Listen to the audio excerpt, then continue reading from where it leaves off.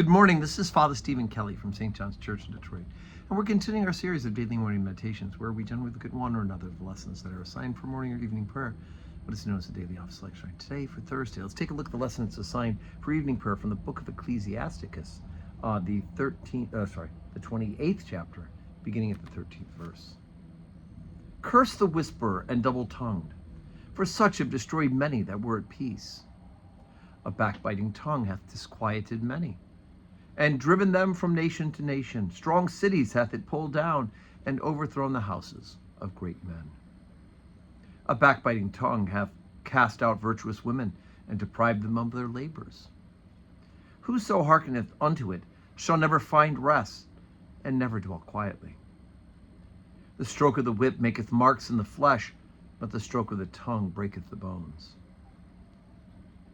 Many have fallen by the edge of the sword, but not so many as have fallen by the tongue.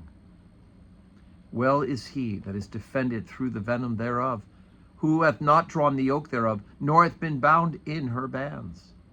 For the yoke thereof is a yoke of iron, and the bands thereof are bands of brass. The death thereof is an evil death, the grave were better than it. It shall not have rule over them that fear God, neither shall they be burned with the flame thereof. Such as forsake the Lord shall fall into it, and it shall burn in them, and not be quenched, and it shall be sent upon them as a lion, and devour them as a leopard.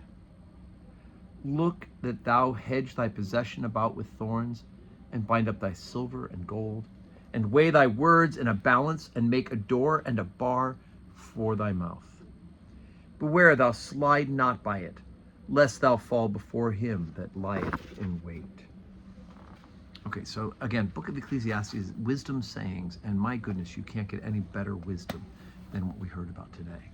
The reality is that we may try to destroy each other physically. People fight, and as it said, the sword, and of course we use guns nowadays, which is just awful and terrible that human beings do such evil things to each other with weapons.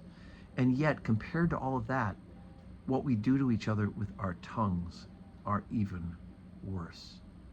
Backbiting, gossip mongering, rumors, spreading rumors.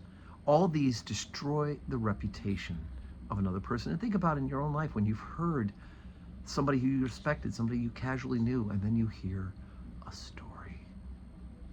Just between you and me, that person does this or did that. And next thing you know, their reputation is ruined in your mind, and God forbid you share that story as well. Many people have been destroyed by that, and we've seen congregations be put to all sorts of chaos because of people who tell half-truths because they don't like somebody. And so it can be really quite dangerous and disastrous for a congregation, for a group of people, for a society, and for the spiritual life of one who is spreading such rumors and gossip. So, and I've said this before, this is true about clergy, true about all sorts of people. I say that people who like me will tell me, and people who don't like me will tell everybody else. And sadly, that is true. So anyway, so today is Thursday. We have 9 a.m. Holy Communion, and then evening prayer at 4 o'clock. And I hope you can join us here at St. John's in person, receive communion at the 9 o'clock service, or watch on the live stream and participate, pray with us via live stream.